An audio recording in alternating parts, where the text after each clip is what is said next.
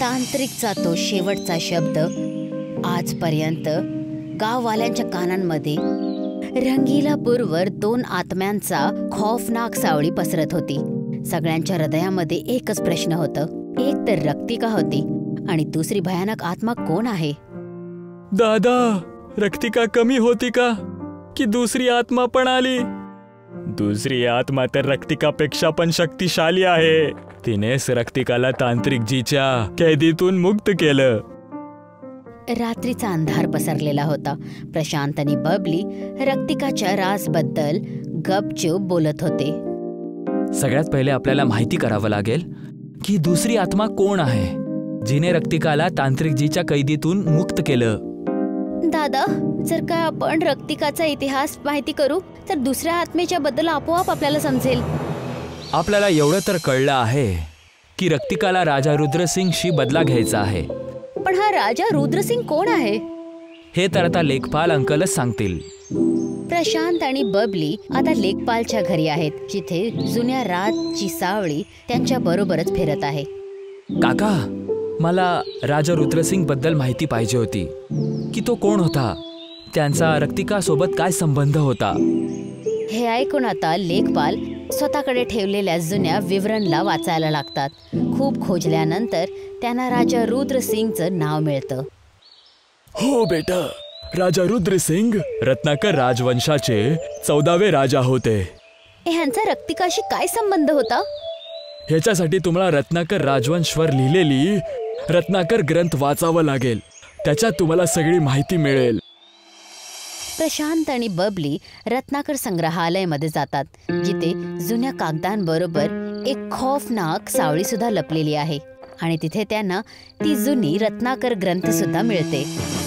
हे बघ, राजा रुद्रसिंगच्या बद्दल काहीतरी लिहिलेलं आहे. याचा फोटो बघ. किती भयानक होता ना. हे बघ, रक्तिकाबद्दल लिहिलेलं आहे की हा राजकुमारी रक्तिकाशी खूप प्रेम करायचा, पण राजकुमारी रक्तिका दुसऱ्या राजकुमारावर प्रेम करायची. त्याने रक्तिकाला मनवण्याचा खूप प्रयत्न केला, पण रक्तिकाने नकार दिला. होळी पौर्णिमाच्या दिवशी रक्तिका आपल्या प्रेमी राजकुमाराबरोबर होळी खेळत होती, जे त्याला बघवलं नाही. जेव्हा त्याने रक्तिकाला मारलं तेव्हा रक्तिका गर्भवती होती. ह्याचा अर्थ हा दुसरा भूत तोच मुलगा आहे ज्याने आपल्या आईला तांत्रिकच्या कैदीतून मुक्त केलं. बहुतेक. आणि ह्याच्यामध्ये लिहिलेलं आहे की मरत्या वेळेस रक्तिकाने श्राप दिला होता की ती पुन्हा येईल आणि होळीच्या दिवशी राजा रुद्रसिंगच्या रक्ताने होळी खेळेल. म्हणून राजा रुद्रसिंगने आपल्या राज्यात होळी खेळायला बंदी टाकली आहे की रक्तिका नाही रंग बघणार आणि नाही होळीच्या दिवशी येणार. आपल्याला रक्तिकाला न्याय दिलवावंच लागेल. कसं न्याय द्यायचा आपण? तिच्या रक्ताने खेळणार होळी तू? राजा रुद्रसिंग आता जिवंत नाहीच आहेत. आपल्याला काहीतरी विचार करावा लागेल. रक्तिकाच्या खौफनाक इतिहासाची सावळी हृदयामध्ये घेऊन प्रशांत आणि बबली रंगीलापूरच्या अंधारामध्ये पुन्हा परत येतात.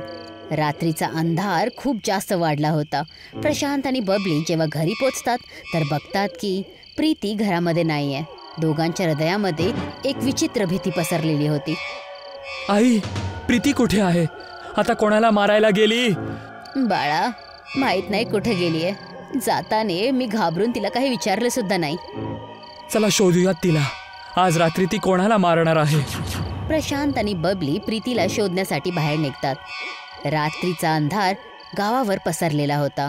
रक्तिकाच्या खौफने सगळ्यांनी आपापले दरवाजे बंद केले होते. तेव्हा प्रशांत बघतो की प्रीती हवामध्ये उडत उडत येत आहे.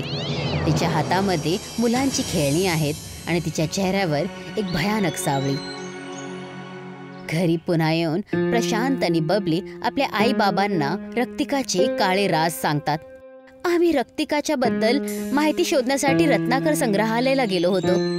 तिकडे आम्हाला समजलं की रक्तिकाची हत्या राजा रुद्रसिंगने केली होती, म्हणून रक्तिका राजा रुद्रसिंगचा बदला घेणार आहे. जेव्हा रक्तिका मेली तेव्हा ती पोटोशी होती. हो, तांत्रिकजीने दुसऱ्या आत्माबद्दल सांगितलं होतं. ती त्याच मुलाची आत्मा आहे. जेव्हा प्रशांत आणि बबली हे सगळं सांगत होते तर त्यांना असं वाटतं जसं प्रीती घरामध्ये एखाद्या अनजान आणि भयानक आत्मेशी बोलत आहे. ते गपचूप ऐकतात. प्रीती एका मुलाशी एकदम गोडपणे बोलत होती. जेव्हा ते झाकून बघतात तर भिंतीवर एका लहान मुलाची सावळी दिसते, जो प्रीतीजवळ बसून खेळत होता. हे बघून प्रशांत आणि तिचा पूर्ण परिवार भीतीने कापून जातो. गावाच्या पिंपळाच्या झाडाच्या खाली जिथे जुनी सावळी फिरत होती, सगळे गाववाले एकत्रित होतात. गाववाल्यांनो, रक्तिकाचा एकच प्लॅन आहे, राजा रुद्रसिंगच्या रक्ताने होळी खेळणं. पण राजा रुद्रसिंग खूप वर्षांआधी मरून गेला आहे, म्हणून हे आता संभव नाही आहे. आता एकच उपाय आहे, आपल्याला रक्तिकाला प्रसन्न करावं लागेल. पण ती खुश कशी होणार? आम्ही त्याच्याबद्दल वाचलेलं आहे की तिला चांगले चांगले कपडे घालायला आणि सजायला खूप आवडायचं. उद्या आपण सगळेजण तिला उपहारमध्ये चांगले चांगले कपडे आणि सजण्याचं सामान देऊया, ज्याने ती खुश होईल आणि गावातून कायमची निघून जाईल. उद्या आपण होळी खेळणार आहोत, अशी होळी की पूर्ण रंगीलापूर रंगाने भरून जाईल.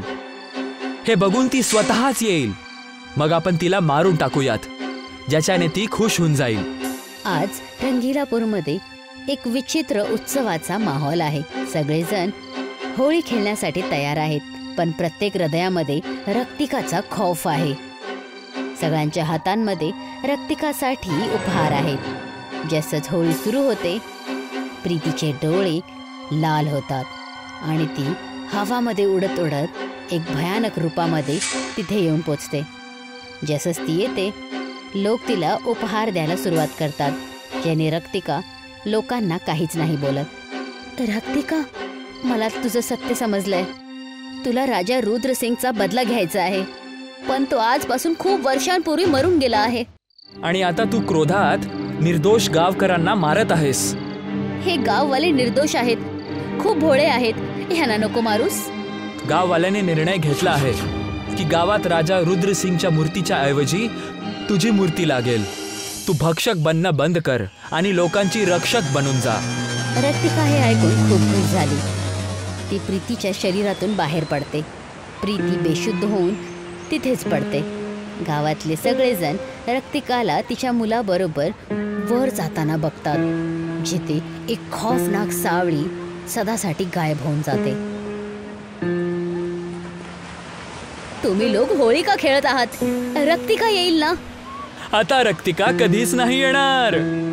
प्रशांत प्रीतीचा हा रूप बघून खूप जास्त आनंदात येतो आणि तिला पूर्ण गोष्ट सांगतो. रंगीलापूरचा प्रत्येक कोना आता रंगांनी भरलेला होता आणि खौफची ती काळी सावळी कायमसाठी गायब होते.